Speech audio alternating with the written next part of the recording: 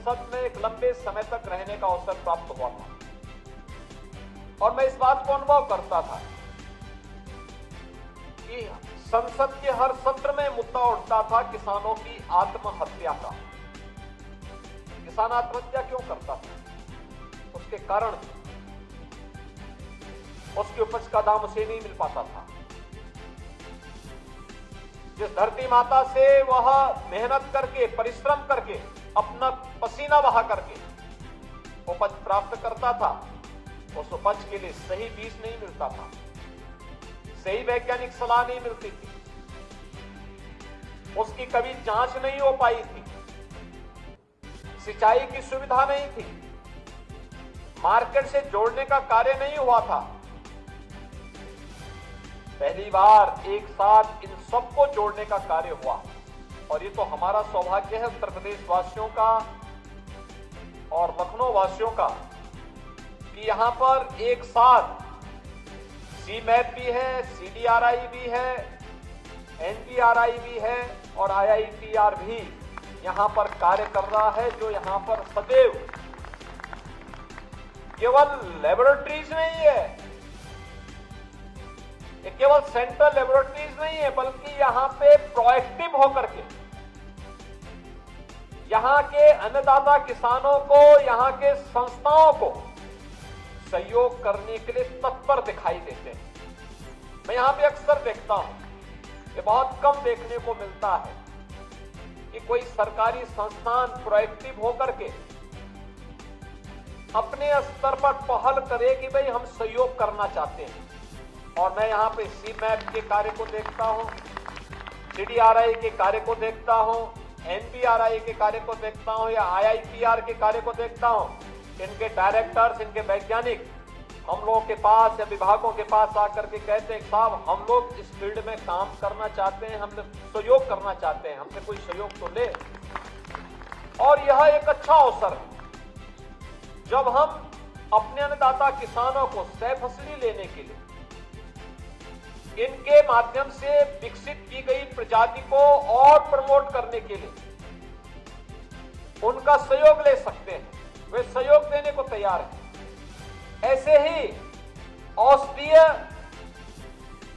पौधों के लिए या फिर अन्य क्षेत्र में भी उनका सहयोग लेकर के हम कई प्रकार की फसलों की विविधीकरण को लेकर के हो सकता है और अन्य क्षेत्र में भी उनका सहयोग लेकर के किसान की आमदनी को कई गुना बढ़ाने का काम कर सकते हैं। मेरा यह मानना है किसान अगर खुशहाल होगा, प्रदेश खुशहाल होगा। उत्तर प्रदेश जैसे राज्य में जहां पर धरती अत्यंत उर्वरा है, जल संसाधन प्रचुर मात्रा में है, देश के अंदर 16% आबादी, लेकिन 16% आबादी में 11% हमारी एग्रीकल्चर से जुड़ी हुई लैंड है और देश की कुल कृषि से जुड़ी हुई भूमि में से 11% लैंड होने के बावजूद हम 22% से अधिक खाद्यान्न का उत्पादन अकेले उत्तर प्रदेश से करते हैं। ये हमारी उर्वरता को, यहाँ की उर्वरता को प्रदर्शित करता है। लेकिन इसमें अभी हमें बहुत कुछ करना है। जैसे यहाँ पे सीमैप की तरफ से बताया गया, उन्होंने अलग अलग क्लस्टर विकसित किए। इन क्लस्टर को विकसित करने में हम सभी 89 कृषि विज्ञान केंद्रों में भी क्लस्टर विकसित करके वहां पर हम लोग नए तरीके से किसानों के समूहों को आगे बढ़ाने में योगदान दे सकते हैं। और मेरा मानना है औषधीय पौधों की खेती में, उसकी प्रोसेसिंग में, उसकी मार्केटिंग को अगर हम उसके साथ जोड़ लें, कई गुना लाभ हमारा एक अन्नदाता किसान प्राप्त कर सकता है।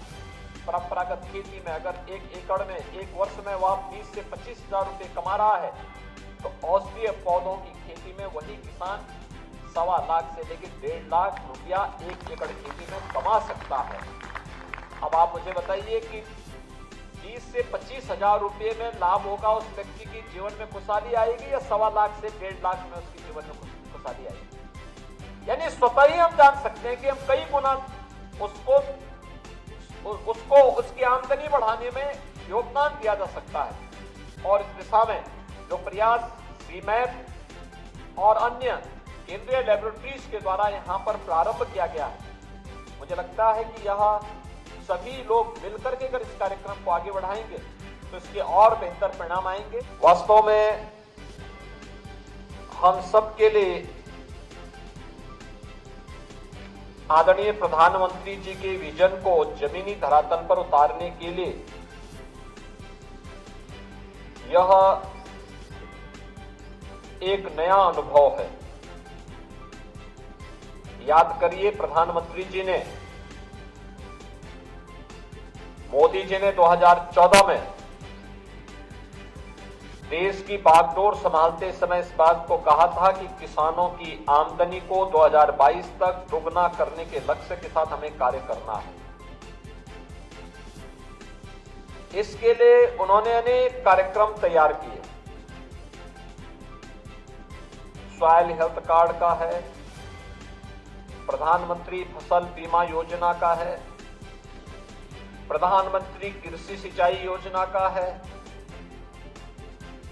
प्रधानमंत्री किसान सम्मान निधि का है। और इन सभी के साथ जब हम वैज्ञानिक शोध और इनोवेशन को जोड़ते हैं तो स्वाभाविक रूप से किसी भी किसान को या किसी भी बागवान को समय पे उन्नत किस्म का बीज मिल जाए, तकनीक मिल जाए, वैज्ञानिक सलाह मिल जाए, तो उसके लिए अपने लक्ष्य को और प्रधानमंत्री जी के विजन को अचीव करने में कठिनाई नहीं है। सौभाग्य से देश के अंदर पहली बार 2018 से अन्नदाता किसान को लागत का 1.5 गुना दाम उसकी उपज का मिलना प्रारंभ हुआ। अब इसमें काफी वृद्धि हुई और प्रधानमंत्री जी के विजन के अनुरूप आज अन्नदाता किसान जो परंपरागत खेती के अलावा खेती कर रहा है उसको तो 2 गुने से अधिक लाभ मिल ही रहा है, लेकिन जिसने स्वफसली के साथ साथ औषधीय और सुगंध औषधीय खेती को बढ़ावा दिया है, बागवानी को बढ़ावा दिया है, हर्बल प्रोडक्ट को प्रमोट किया है, उसको कई गुना दाम वह आज प्राप्त कर रहा है। और सचमुच यह अन्नदाता किसान के जीवन में परिवर्तन का एक बड़ा माध्यम बना है। मेरा यह मानना है, किसान अगर खुशहाल होगा, प्रदेश खुशहाल होगा। उत्तर प्रदेश जैसे राज्य में जहां पर धरती अत्यंत उर्वरा है, जल संसाधन प्रचुर मात्रा में है, देश के अंदर 16% आबादी, लेकिन 16% आबादी में 11% हमारी एग्रीकल्चर से जुड़ी हुई लैंड है और देश की कुल कृषि से जुड़ी हुई भूमि में से 11% लैंड होने के बावजूद हम 22% से अधिक खाद्यान्न का उत्पादन अकेले उत्तर प्रदेश से करते हैं। ये हमारी उर्वरता को, यहाँ की उर्वरता को प्रदर्शित करता है। लेकिन इसमें अभी हमें बहुत कुछ करना है। जैसे यहाँ पे सीमैप की तरफ से बताया गया, उन्होंने अलग अलग क्लस्टर विकसित किए हैं। इन क्लस्टर को विकसित करने में हम सभी 89 कृषि विज्ञान केंद्रों में भी क्लस्टर विकसित करके वहां पर हम लोग नए तरीके से किसानों के समूह को आगे बढ़ाने में योगदान दे सकते हैं। और मेरा मानना है, औषधीय पौधों की खेती में, उसकी प्रोसेसिंग में, उसकी मार्केटिंग को अगर हम उसके साथ जोड़ लें, कई गुना लाभ हमारा एक अन्नदाता किसान प्राप्त कर सकता है। परंपरागत खेती में अगर 1 एकड़ में 1 वर्ष में वह 20 से 25 हजार रुपये कमा रहा है, तो औषधीय पौधों की खेती में वही किसान 1.25 लाख से लेकर 1.5 लाख रुपया 1 एकड़ खेती में कमा सकता है।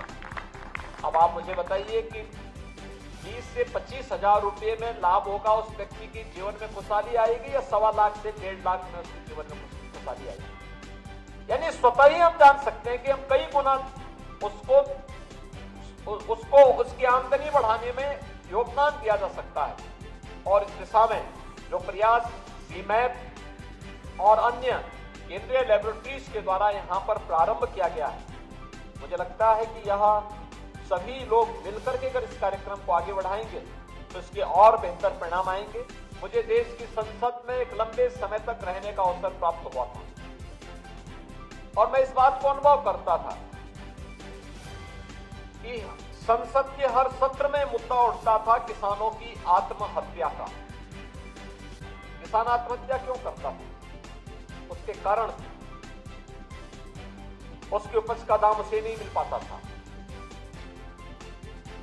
जिस धरती माता से वह मेहनत करके, परिश्रम करके, अपना पसीना बहा करके उपज प्राप्त करता था, उस उपज के लिए सही बीज नहीं मिलता था, सही वैज्ञानिक सलाह नहीं मिलती थी, उसकी कभी जांच नहीं हो पाई थी, सिंचाई की सुविधा नहीं थी, मार्केट से जोड़ने का कार्य नहीं हुआ था। पहली बार एक साथ इन सबको जोड़ने का कार्य हुआ और ये तो हमारा सौभाग्य है उत्तर प्रदेश वासियों का और लखनऊ वासियों का कि यहां पर एक साथ सीमैप भी है, सीडीआरआई भी है, एनडीआरआई भी है और आईआईपीआर भी यहां पर कार्य कर रहा है, जो यहां पर सदैव केवल लेबोरेटरीज नहीं है, ये केवल सेंट्रल लेबोरेटरीज नहीं है, बल्कि यहां पे प्रोएक्टिव होकर के यहां के अन्नदाता किसानों को, यहां के संस्थाओं को सहयोग करने के लिए तत्पर दिखाई देते हैं। मैं यहां पे अक्सर देखता हूं, ये बहुत कम देखने को मिलता है कि कोई सरकारी संस्थान प्रोएक्टिव होकर के अपने स्तर पर पहल करे कि भाई हम सहयोग करना चाहते हैं। और मैं यहां पे सीमैप के कार्य को देखता हूं, सीडीआरआई के कार्य को देखता हूं, एनपीआरआई के कार्य को देखता हूं या आईआईपीआर के कार्य को देखता हूं। इनके डायरेक्टर्स, इनके वैज्ञानिक हम लोग के पास या विभागों के पास आकर के कहते हैं साहब हम लोग इस फील्ड में काम करना चाहते हैं, हमसे सहयोग करना चाहते हैं, हमसे कोई सहयोग तो ले। और यह एक अच्छा अवसर है जब हम अपने अन्नदाता किसानों को सह फसली लेने के लिए इनके माध्यम से विकसित की गई प्रजाति को और प्रमोट करने के लिए उनका सहयोग ले सकते हैं। वे सहयोग देने को तैयार हैं। ऐसे ही औषधीय पौधों के लिए या फिर अन्य क्षेत्र में भी उनका सहयोग लेकर के हम कई प्रकार की फसलों की विविधीकरण को लेकर के हो सकता है और अन्य क्षेत्र में भी उनका सहयोग लेकर के किसान की आमदनी को कई गुना बढ़ाने का काम कर सकते हैं। वास्तव में हम सब के लिए आदरणीय प्रधानमंत्री जी के विजन को जमीनी धरातल पर उतारने के लिए यह एक नया अनुभव है। याद करिए प्रधानमंत्री जी ने, मोदी जी ने 2014 में देश की बागडोर संभालते समय इस बात को कहा था कि किसानों की आमदनी को 2022 तक दोगुना करने के लक्ष्य के साथ हमें कार्य करना है। इसके लिए उन्होंने अनेक कार्यक्रम तैयार किए। सॉइल हेल्थ कार्ड का है, प्रधानमंत्री फसल बीमा योजना का है, प्रधानमंत्री कृषि सिंचाई योजना का है, प्रधानमंत्री किसान सम्मान निधि का है और इन सभी के साथ जब हम वैज्ञानिक शोध और इनोवेशन को जोड़ते हैं तो स्वाभाविक रूप से किसी भी किसान को या किसी भी बागवान को समय पे उन्नत किस्म का बीज मिल जाए, तकनीक मिल जाए, वैज्ञानिक सलाह मिल जाए तो उसके लिए अपने लक्ष्य को और प्रधानमंत्री जी के विजन को अचीव करने में कठिनाई नहीं है। सौभाग्य से देश के अंदर पहली बार 2018 से अन्नदाता किसान को लागत का 1.5 गुना दाम उसकी उपज का मिलना प्रारंभ हुआ। अब इसमें काफी वृद्धि हुई और प्रधानमंत्री जी के विजन के अनुरूप आज अन्नदाता किसान जो परंपरागत खेती के अलावा खेती कर रहा है उसको तो 2 गुने से अधिक लाभ मिल ही रहा है, लेकिन जिसने स्वफसली के साथ साथ औषधि और सघन औषधीय खेती को बढ़ावा दिया है, बागवानी को बढ़ावा दिया है, हर्बल प्रोडक्ट को प्रमोट किया है, उसको कई गुना दाम वह आज प्राप्त कर रहा है। और सचमुच यह अन्नदाता किसान के जीवन में परिवर्तन का एक बड़ा माध्यम बना है।